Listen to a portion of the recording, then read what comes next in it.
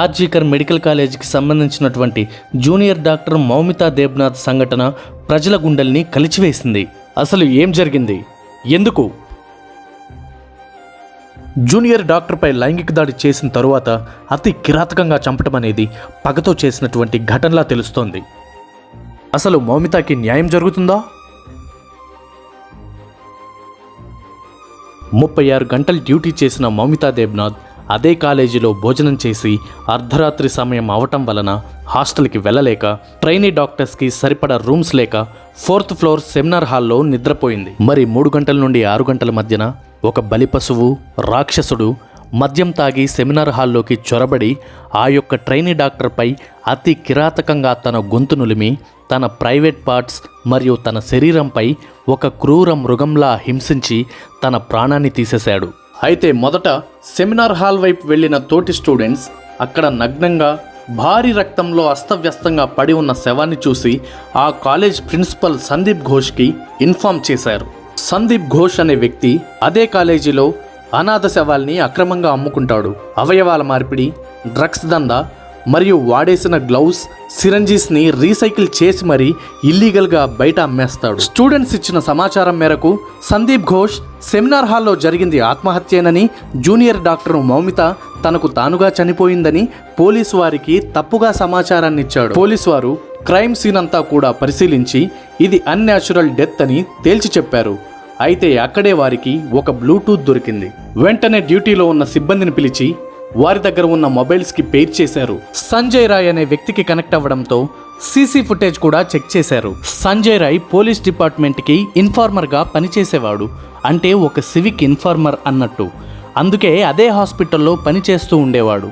విషయం తెలుసుకున్న junior doctor Moumita తల్లిదండ్రిని కూడా 3 గంటల వరకు కాలేజ్ బయటే ఉంచి తమ కూతురు గురించి ఎటువంటి సమాచారాన్ని ఇవ్వలేదు.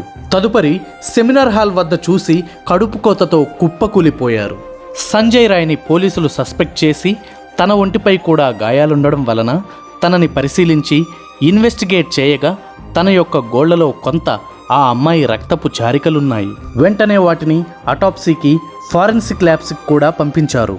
నేరస్తుడు సంజయ్ రాయ్ అని తేలింది. క్రైమ్ సీన్లో పోలీసులు జరిగిన దారుణాన్ని చూడగా ఇది ఒకరా లేదా గ్యాంగ్ రేపా అని కొత్త అనుమానాలు మొదలయ్యాయి. అటాప్సీ రిపోర్ట్ ప్రకారం జూనియర్ డాక్టర్ మౌమితా విజయనాలో 151 ml స్పెర్మ్ కలెక్షన్ దొరికింది. కామన్గా ఒక మనిషికి 10 ml లేదా 15 ml మాత్రమే స్పెర్మ్ రిలీజ్ అవుతుంది. అటాప్సీ డాక్టర్స్ చెప్పిన ప్రకారం ఇలాంటి కేసు మేము బహుశా ఎప్పుడూ చూడలేదని, అత్యంత క్రూరంగా అత్యంత జిగుత్సంగా తన బాడీలో బోన్స్ అన్ని విరిచేసి తన 2 కాళ్లని 90 degreesలో విరిచేసి కళ్ళు మరియు గొంతు నులిమేశాడు. తన కళ్ళు, ముక్కు, చెవులు మొత్తము రక్తమేనని డాక్టర్స్ చెప్పుకొచ్చారు. ప్రపంచవ్యాప్తంగా ఈ యొక్క సంఘటన తీవ్ర దిగ్భ్రాంతికి నెలకొంది. బాడీ పోస్టుమార్టం అయ్యా కూడా ఎఫ్ఐఆర్ నమోదు చేయలేదు. ప్రిన్సిపల్ సందీప్ ఘోష్ ఆత్మహత్యేనని తప్పుడు ఫిర్యాదు చెప్పడంతో పలు అనుమానాలకు దారితీసింది. కోల్కతా గవర్నమెంట్ దీనిపై స్పందించకపోగా తక్షణమే హైకోర్టు వరకు వెళ్లిన ఈ కేసు సిబిఐకి అప్పగించారు. ప్రజల ఆగ్రహంతో చీఫ్ మినిస్టర్ మరియు హెల్త్ మినిస్టర్ మీడియాకి వింగ్ అయినటువంటి మమతా బెనర్జీ ఆ యొక్క హోదాకి రిజైన్ చేయమంటున్నారు. సీఎంగా ఆమె పనికిరాదని, ఇంకా తన హస్తం ఏదైనా ఉందా అని కూడా పలు అనుమానాలకు చోటునిస్తోంది. కస్టడీలో ఉన్న కల్ప్రిట్ సంజయ్ రాయ్ని పోలీసులు ఎందుకు చేశావు అని విచారించగా ఎటువంటి పశ్చాత్తాపం లేకుండా ఉరి తీస్తే తీసుకోండి అని చెప్తున్నాడు. ఇంకా సందీప్ ఘోష్ని కూడా ఇన్వెస్టిగేట్ చేశారు. తన వల్లే ఆర్జీకర్ కాలేజీకి ఈ గతి పట్టిందని పబ్లిక్ భావిస్తున్నారు. సంజయ్ రాయ్కి లైవ్ డిటెక్టర్ పరీక్ష కూడా పెట్టారు.